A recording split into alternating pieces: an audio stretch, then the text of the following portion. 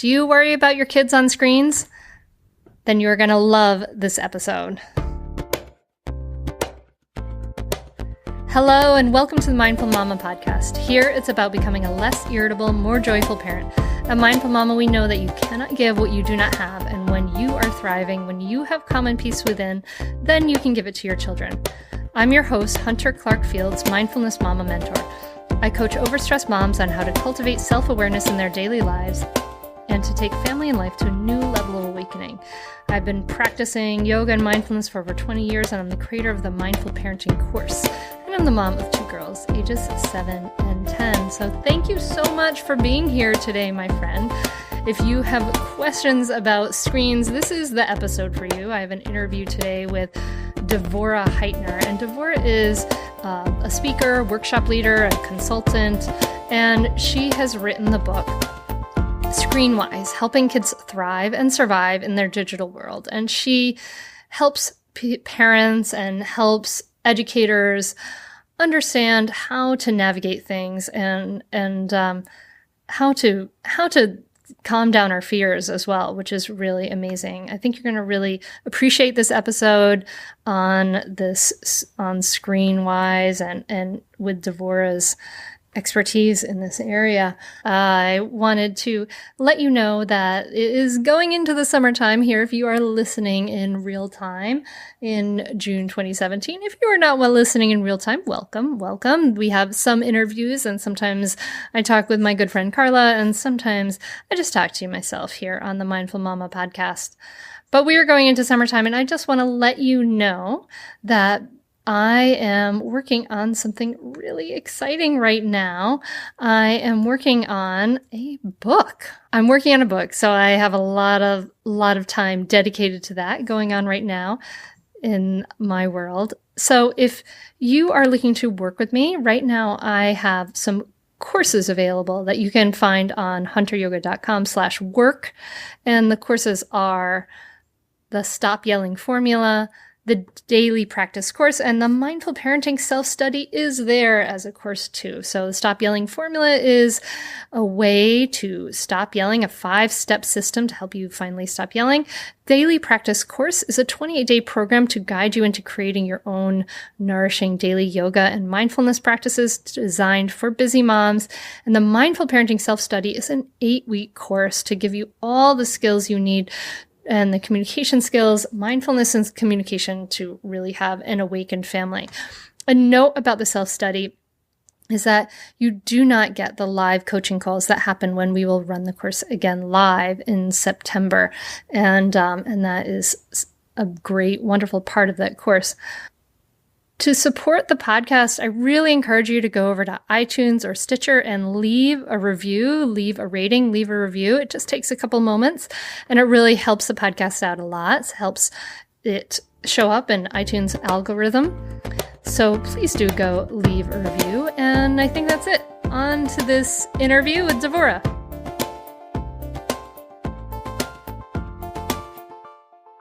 So I'm so thrilled to have back Devorah Heitner, and Devorah is the author of Screenwise, Helping Kids Thrive and Survive in the Digital World, and I've already introduced her.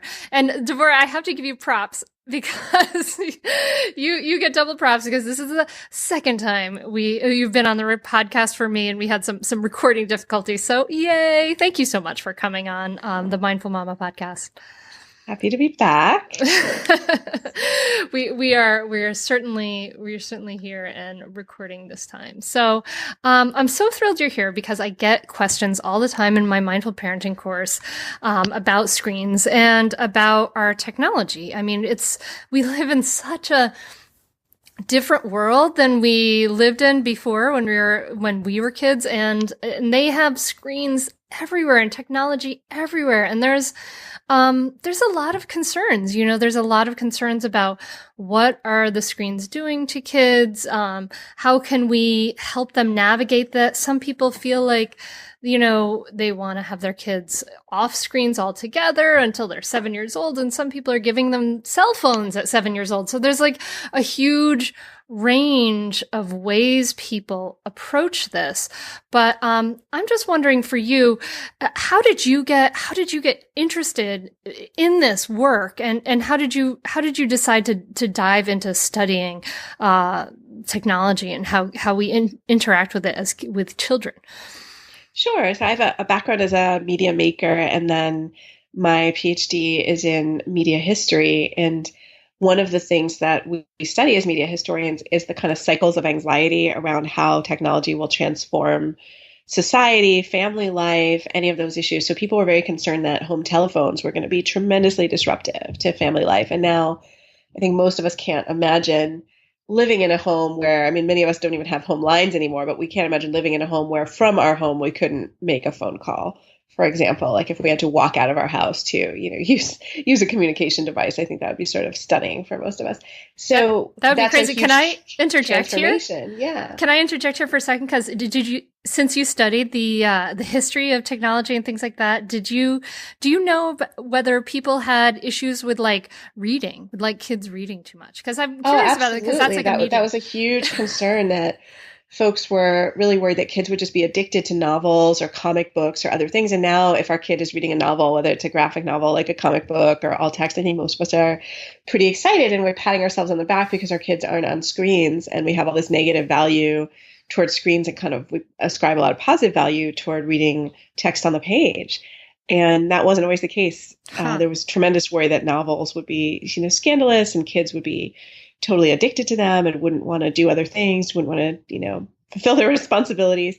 So our anxieties about kids are always part of society, and the idea that this is the worst generation ever, and that these kids have been wrecked and ruined is also very prominent in many, many eras. And we see that in our own time where people are very concerned about kids and screen time. So when television became more popular for kids in the 50s and 60s, there was a lot of worry that kids were becoming zombies to TV. Again, now TV seems in some ways rather innocuous compared to what kids can see on YouTube or some of the other places where they can find content. So it's an interesting phenomenon. And as I finished graduate school and was a professor, and so I was teaching young people during the sort of social media explosion. I started teaching college in 2007, and Facebook and MySpace and other campus-based social media was huge. And I saw how transformative it was for my students in both positive and negative ways. And then I also had my students, because I taught kids media as a course, had my students interviewing third graders about their media ecology in different communities. And I just learned a lot about parents and caregivers and kids' attitudes toward access to gaming devices and TV content, internet content, and search. And that started me down the road to creating my company, Raising Digital Natives, and doing a lot of speaking.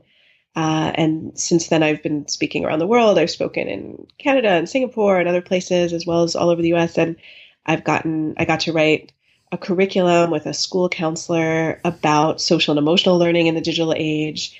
And then in the fall of 2016, published my book for parents and educators, Screenwise, that you mentioned. And so it's been a really exciting journey, and the conversation has only gotten more intense, right? They're constantly, if you look at your own social media feed, there's articles about kids and screens and social media pretty much every day that you could look at and get scared by or maybe be excited about. There's also this huge push for STEM. So lots of kids are coding and doing creative things with text. There's just a lot happening.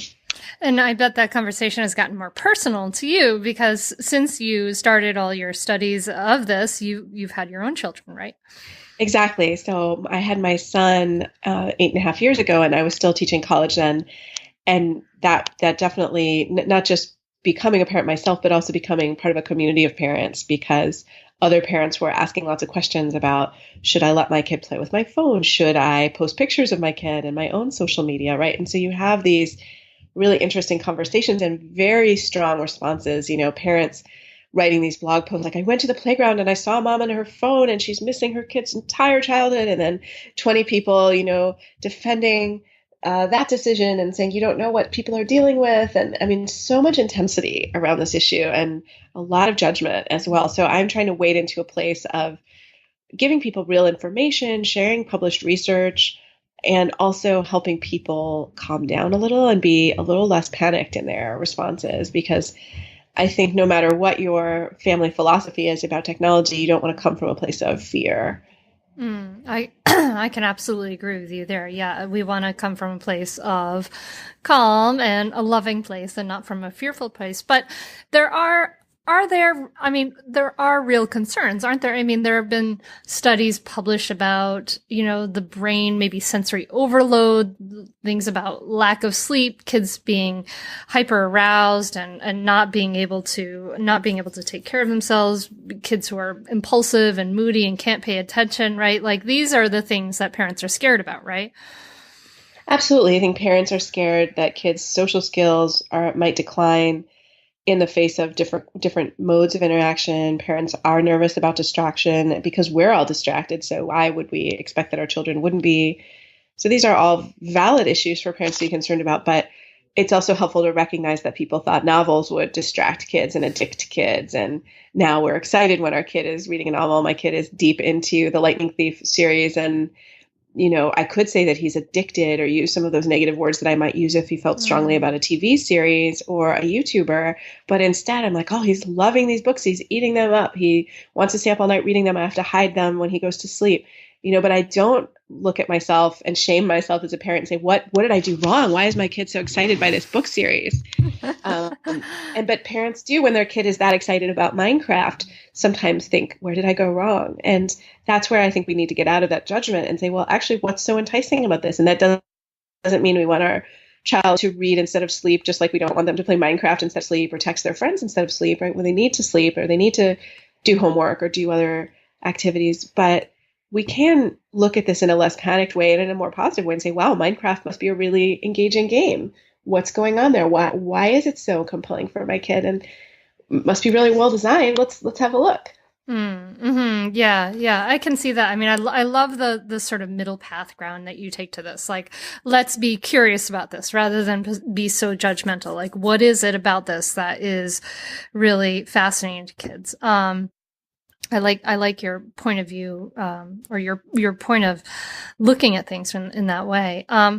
So what are some milestones we should think about with the screens? Because in my own home, the American Academy of Pediatrics, I guess, says no screens before 2 years old. So we followed that. I mean, I really wanted my kids to be, growing up as babies, really, attuned to real life, three-dimensional world, etc., not to a screen world. I didn't want them to be hyper aroused. Did you follow that milestone? Do you recommend that milestone? And what are some other, benchmarks that you look towards for healthy screen interaction? Yeah, and I mean the AAP has even revised a little bit that real concern. I think what we know is that there's no super benefit to screens before 2, not so much that there'll be harm. That's really not as known. I mean, obviously no one thinks it's a great idea to sort of lock your kid in a room with screens and not interact.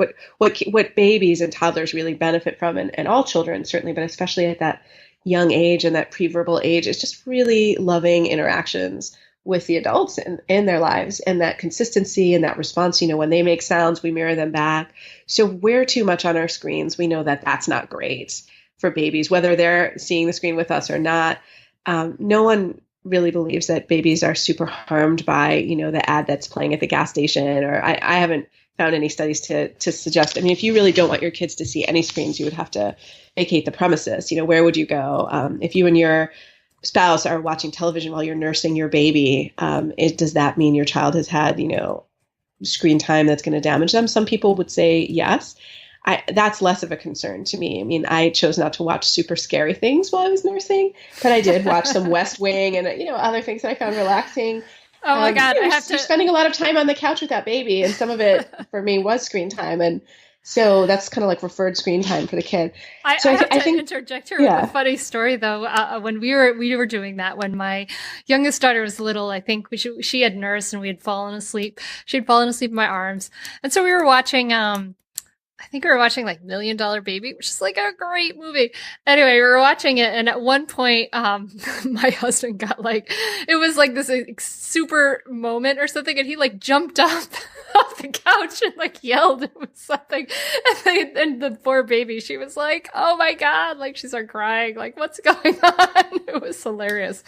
I don't know. I'm sure everybody has some sort of version of that. Oh, yeah. And I do think, there are people who probably do watch more exciting things when they're nursing and their kids are sleeping. I think it could be fine. My husband spent a lot of time reading on his phone, holding our baby when he was baby. I think for me, though, as a parent of a single child, too, that it's those subsequent kids that are going to get referred screen time from their older siblings. And I think that families have to navigate that as best they can. I mean, you might not want your teenager playing, single person shooter games in front of the baby, but you might, your 1.5-year-old might end up seeing some Sesame Street or some Wild Kratts with your 5-year-old. And, again, what we know is that they're probably not learning from it, that it's probably not having the same, whereas your 5-year-old can learn from Wild Kratts, your 1.5-year-old probably isn't really learning from Wild Kratts. They're maybe learning from the 5-year-old, right? So that's what we know as scholars of and that's I'm not an education scholar, so I can refer you to a lot of the education literature. I'm a media scholar, so I can tell you more about the history, again, of the moral panic. But the AAP has been very conservative on this front. I think what people imagine is that little kids could do something like learn Mandarin or, another language from media, from, Baby Einstein type of videos. And that's not true. We know that little kids don't learn from that kind of screen time. And as we get older, the milestones you want to think about are, when do you let them watch independently? Because as much as possible when they're little, we also want to co-view with them so we can interact with them around what they're watching. And that's how they really learn. That's where the learning comes in.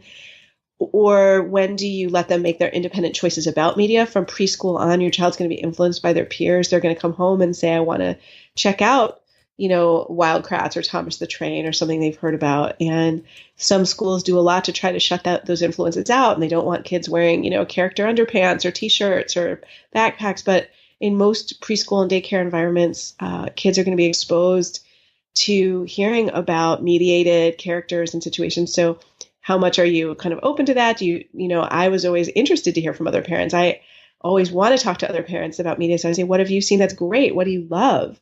Right? Just like you might want to hear about games or toys from other parents or books, there might be a really great show that their kid loves that your kid might also love.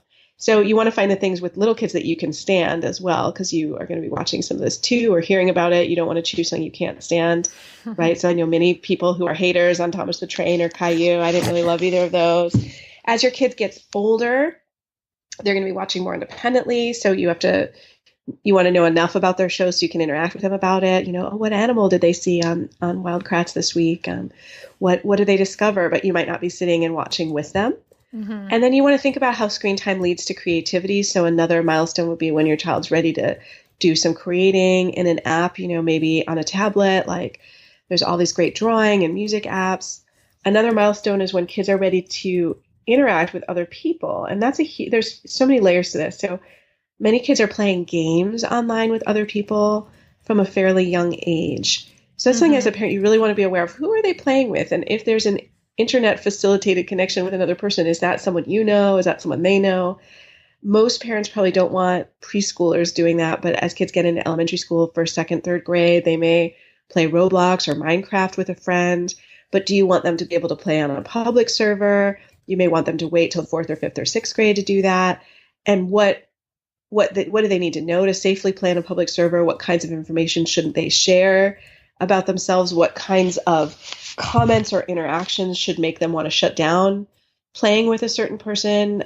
Obviously, there's some very icky things that a stranger could say to your child, in any game, right? And so most games have a chat. Most interactive games that you can play with other people online have a chat function. So someone could use bad language with your child or worse. Right. So, say things that are really upsetting and horrible. So you want to be aware of those possibilities and really think about when your child is ready for that milestone of first maybe playing with someone that's not in the room, maybe a friend that or a cousin or a family member that's far away. And the next level could be playing with people they don't know. But that's something you want to supervise and mentor them on. Another thing parents ask me a lot about is, when should my child get an email account? Mm-hmm. And that could be a great time to go with a family shared email so that it's not private. It's not about someone communicating directly to your child that you don't know about. Maybe you get a family email. It kind of works the way the phone in the living room used to work, and the grandparents might email your child at that account, but everyone knows that you're seeing it too. It's not a place for secrets. It's not a place for, private things. And then if you see your child using the account in ways that are concerning to you, or you just maybe having an etiquette issue, you're right there to say, oh, it seemed like you didn't really sign off, or you just walked away from that conversation, or here's a nicer way you could have said that, or that's an issue that you probably want to pick up the phone. That's a huge set of competencies when teaching kids when we need to get off the screen and maybe into a phone call. And then the next. Well, that's interesting because, I have some thoughts about a bunch of the things you said, but like, I'm kind of wishing I could sort of backtrack because my 10-year-old does have an email account. It is her own. But I think it's on our server. I don't know. I'll have to talk to my husband about that. But, and I'm thinking about this now, like one of the games they play is, what's it called? It's like this National Geographic game that where they can personalize their own animals, and they do this whole thing. But the interactions they have are more like, I don't know, can I trade this tiara for your, plushie on the game? Right. Is it Farmville? Or? No, it's not. It's, I'm blanking on it. I'm forgetting the name. It's like some kind of animal thing. But I never, it's like, it is like there's all these other people, all these other kids there around, but I don't even know if there's a chat on that. Now I'm sort of curious. But to your larger point, kind of what I'm hearing is that there should be transparency and conversations, transparency from the parents about to the developmental level about, this is what I'm concerned about, with this next milestone, with this playing with people around the world, or playing, having your own email. Like, these are the things I'm concerned about, and kind of being sort of honest and transparent in your conversations with your child about what is really possible. Is that kind of what I'm hearing from you? Absolutely. Right. And really thinking twice, I would say, just about the internet for little kids. If you have a kindergartner or first, second grader, once you open the door to search, then that door is open. And then that's where they think the answers to all their questions are. And that time is coming for you. So by the time you have a kid in middle elementary, or late elementary, like third, fourth, fifth grade, it's hard to avoid. Your child can go to the library and use search. So I'm not saying, search is the devil, but search is a lot to supervise. And for young kids who are just newly literate, I would avoid search. And if they're playing a game independently on a tablet, think about whether the Wi-Fi even needs to be enabled. There's lots of games they can play that aren't needing Wi-Fi once you have the app itself. And so I really think about, especially if you can't be right there supervising, making sure that they just aren't on the internet, because the internet is really a lot. And once your kid is using the internet on their own, if they're Googling, if they're downloading apps, first of all, I would strive for a permission-based culture, and that they shouldn't download any apps without permission, certainly in elementary school. I mean, you do not want your kid just willy-nilly buying stuff or downloading even free things. And then secondly, there's a lot to understand about how search works. You can see some things that are very traumatic or negative. And so searching should be something that kids do with a teacher or a parent present, ideally in the beginning. And then as they get more experience with it, and as you start to trust their judgment, they may be able to search more independently. YouTube is one of kids' most early used search engines, and kids will use YouTube before they can even read, using touchscreens, and like they see content they like, they click on more content they like. My kid was watching train videos at an early age and almost saw, a police shooting on a train in Oakland, right? Oh my gosh. So it's very easy to be looking at content that you think is really positive. My kid's interest in trains, not something I needed to discourage, and, oh, we're going to San Francisco, let's look at the BART train. Oh, wait, that's not the BART train video I want you to see, right? So it's very easy for your kid to stumble on some very terrifying content that you don't want for them. So isn't there like a YouTube Kids version, like where, I don't know about that. Are there ways to sort of cut down on the violent or sexual stuff easily like that?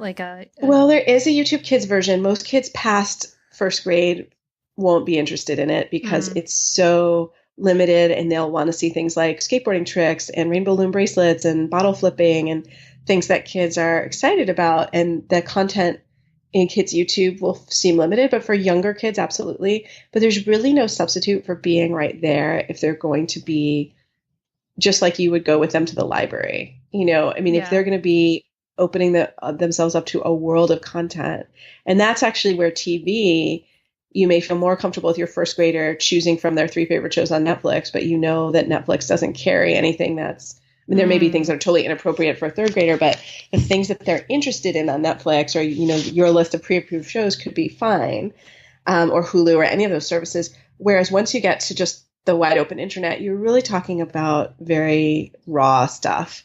And I think it's really tricky. There are filters. You're free to use them. You can talk to your kids about why you use them, but they're going to go to other people's homes and go to the library and even at school and potentially not have filters. So you also have to talk to them about what to do if you do see naked people or something scary or something that isn't for kids. And that's a milestone conversation. And then the first time they have Mm-hmm. seen something that's really upsetting, if they can come to you and you can calmly respond, talk with them about how they're feeling, listen to what they think they saw as opposed to putting your adult spin on it to them because they may have a different interpretation of what they saw. That's really helpful. That's a real moment to dig into that mindfulness, because if you panic and yell at them, which is understandable response, and parents have that response because they're terrified that their kid has seen something that they wish they hadn't, or just are panicked and very negative, that panic comes through to your child, and their response may be to never tell you about anything that they see Mm-hmm. again, or to worry that you'll take Mm-hmm. away their device or the device that they're sharing. And so in that moment, you want to be as calm as possible and just ask your child some questions, find out what they've seen. Obviously, you don't want to watch it again with them. You may want to choose to see what they saw later to get a sense of what they saw. So these are unfortunate milestones of the digital age. And then, the Mm. sort of exciting milestone is, when do you allow them to have their own device, whether it's a tablet, a phone, a gaming device, and that's something that they're probably asking you for. They are asking me for Yeah. my 10-year-old has been asking me for that for a while now, and it's amazing. She just graduated 4th grade, but like it's amazing how many kids I've seen who are a lot younger than her that have their own phones. And it's the funny thing is that I can see, like, on one hand, I want to wait with this, but it's on one hand, I can see the need. Like, we're pretty pretty digitally savvy family. And so we have only had our cell phones for a long time. And so if we have a babysitter, the babysitter has her cell phone to like call someone. But now that my daughters are 10 and 7, like they're doing things on their own. And, it's totally fine for them to bike around the neighborhood and do different things on their own with staying together. But then there's, Matt, my oldest, is arguing, well, I need my own, she's like, Mommy, can I have a flip phone? So then I can just, call. And it's really, but I can see the need. Like, I would love to just like, be able to go for a 20-minute run and leave the 7-year-old and the 10-year-old like hanging out. But I feel awkward about it because there may not be like a phone in the house should there be an emergency, These are all really tricky situations, and a lot of Yeah. families haven't taught their kids how to call 911, other kinds of things. Do they even know all of our numbers? Because now we have more than one number for them to know. So when I was a kid, I just had to learn my one home phone number. But at minimum, kids now have, probably 2 parents' numbers or a parent and a caregiver. But some kids have, 4 or 5 adults in their life where they might need to know their numbers. That's a lot. That is a So lot. My it's a girls lot have to navigate. my phone number memorized. They memorized that when they were like 4, but I don't know about anyone else's. I haven't thought about the other phone numbers. Yeah, and when we were their age, we probably knew all our best friends' numbers, so it's certainly possible. Like I certainly knew my friends' phone numbers, so I think it's possible for them to learn.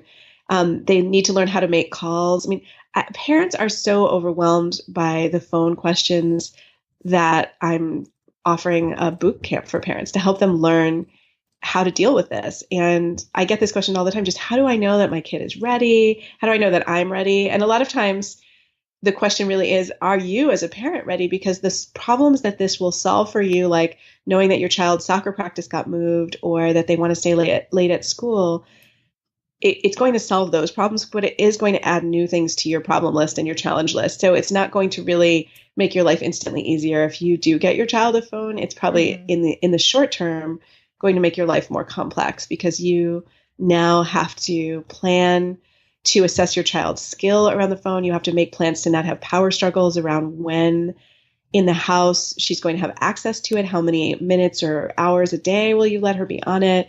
Will you let her keep it overnight, or will you do that?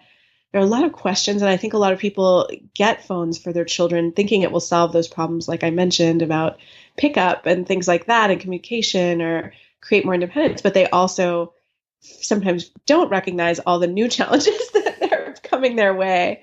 And and that's not a reason not to do it, but I think people should be more prepared and have thought through and also talked with their child a lot more.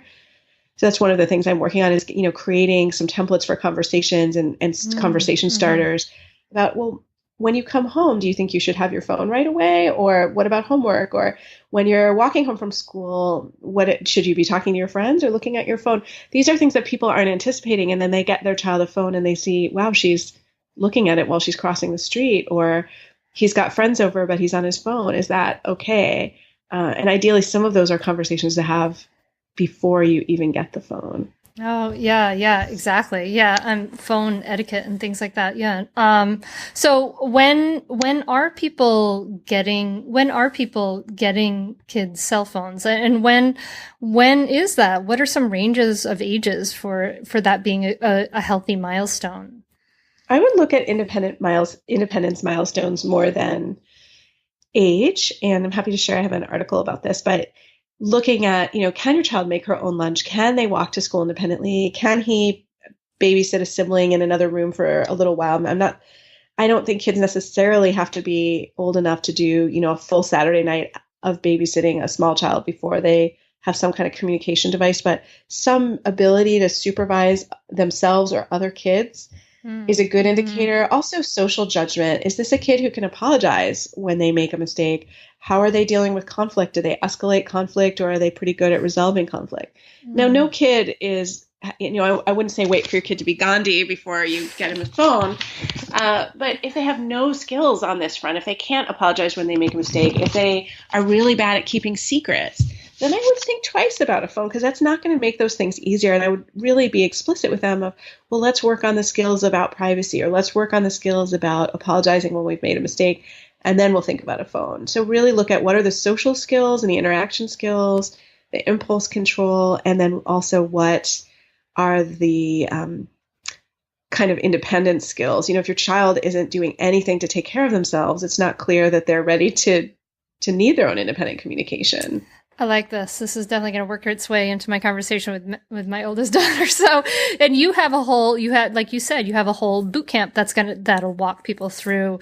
If people are feeling like I'm too overwhelmed with this whole question, you have a whole boot camp to walk them through how to help kids have their own phone.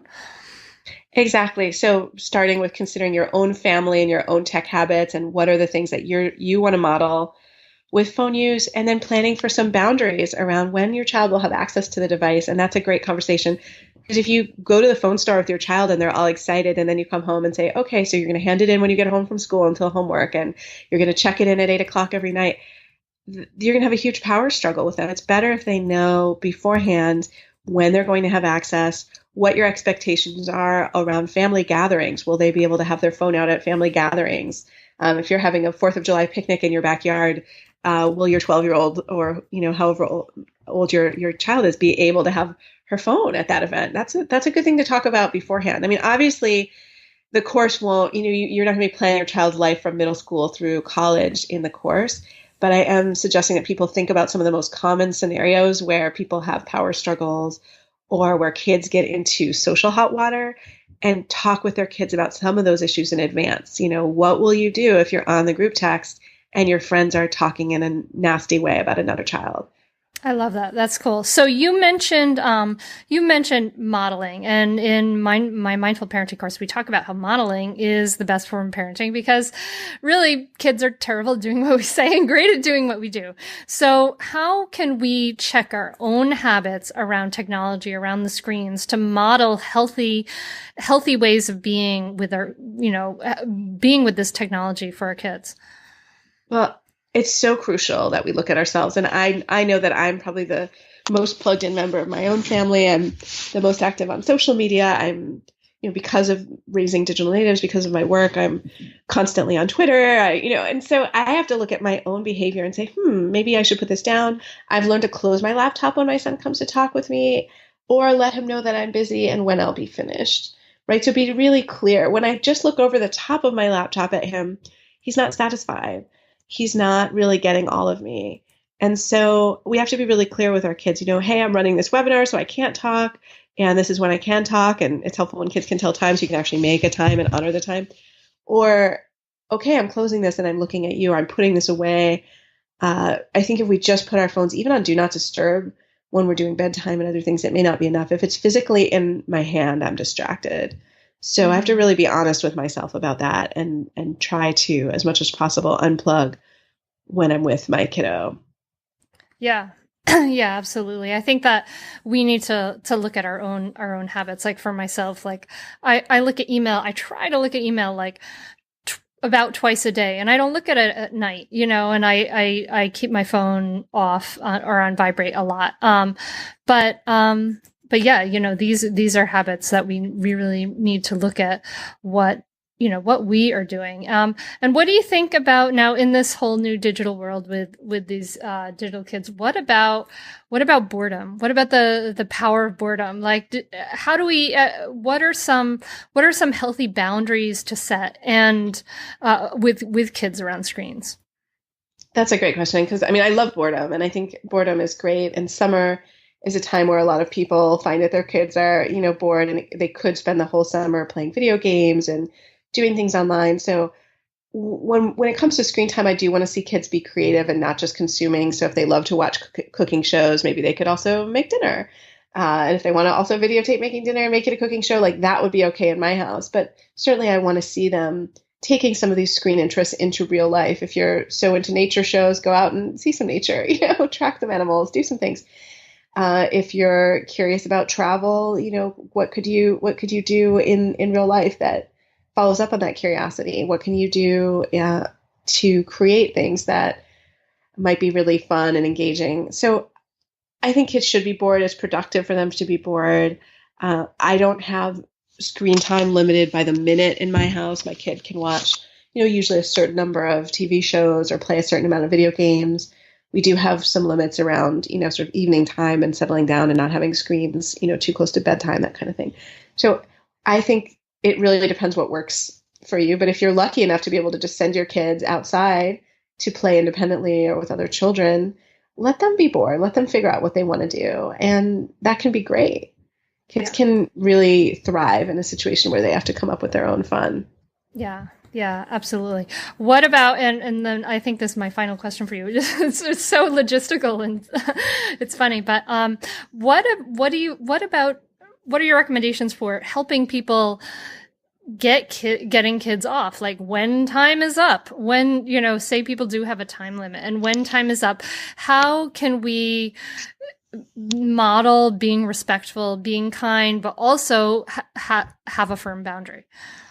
Yeah, I think it's great for kids to be able to say to their friends, well, I can't be in the online game until I've done my homework, or I can't be on the text. I can't text after 8. So for kids to express their boundaries to their friends is helpful. So they don't feel guilty that they're not there with their friends in these digital spaces. But even for kids who are just watching a show or playing a game on their own, kids can really fall apart when it's time to be done. So it's a little bit typical. Like I wouldn't feel like your kid has a pathological problem if they have a few moments of grumpiness when it's time to unplug. If it's more than that, and if it's really wrecking their day, then you may have to really reconsider whether that particular kind of screen time, that show or that game can be part of their day. Some kids can't really watch TV or YouTube or other things during the week because they have too much going on and it just doesn't work. The more grumpy your child is after a transition, the more you may have to talk with them and renegotiate, how this is working. I think a little bit of transition time is typical. Like if you are expecting your children to be model guests at a dinner party 2 minutes after you unplug them from the game, I think that's not realistic. I think most of us would have trouble going right from our intense jog or doing brain surgery or whatever doing a video game feels like, which is a very intense interactive moment for kids and very immersive, right into, a dinner party without a shower or a transition. So I think it's realistic to expect kids to have a little transition time from these super immersive experiences that they have on screens. But I could also see letting them know. And I've seen families do this where, wow, if you turn into a monster after an hour of your game, we're going to keep dialing back the time until we get to a number of minutes where you're not a monster after. Yeah. Yeah. That sounds great. I love that approach. Well, thank you so much, Devorah. Is there anything I haven't asked you that you feel like you should mention for parents who are interested in these issues? Well, I definitely write a lot about these questions. I just wrote a blog post about cell phones, and I wrote another one recently about when kids refuse to unplug, which is this exact question or this issue that we're talking about. So I'd say come find me at raisingdigitalnatives.com and check out these posts on my blog. And then the other thing I would say is just do look at other parents in your community as a resource. We sometimes judge other parents or worry that they'll judge us because we have different approaches to tech. But I think this is the thing that's keeping our kids really unsafe, is that we're not talking enough with other parents in our communities. And so better for parents to be in touch with each other and sharing what they know, because we do need to look out for our kids. And if you see something with another child that concerns you, that comes to your attention because your child brings it up or you're supervising your child online and you see, oh, this concerns me, I would reach out to other parents. Parents need to be looking out, not just for our own kids, I think, in the digital age, but for all of our kids. I love that. Yeah. Let's be a community, and let's just keep these wonderful conversations, right? These honest, transparent conversations. I love that. Just modeling that respect. Thank you so much, Devorah. I really, really appreciate you coming on again to the Mindful Mama podcast and sharing your wisdom with us. And everyone, I hope you go check out raisingdigitalnatives.com and check out Devorah's course. And thank you so much. Thank you. I hope you like that interview with Devorah. I certainly learned things myself on how I'm going to approach things with my daughters and the screen time. The show notes for this will be up at mindfulmamapodcast.com. If you like the podcast, please do leave us a review. Head over to iTunes, leave a review. I'll probably read it, share it here live on the podcast. I have some courses available that you can check out this summer: the Stop Yelling Formula, the Daily Practice course, and the Mindful Parenting Self-Study. Those are all on hunteryoga.com/work. And I actually have one space open right now for a coaching client. Only one, because I'm dialing back in the summer so that I can work on my book. Dun, dun, dun. So exciting. Finally, a big thanks to my loving husband, William Fields, for the music. Have a great week, my friends. I hope this podcast has supported your journey. Sending you lots of love. Namaste.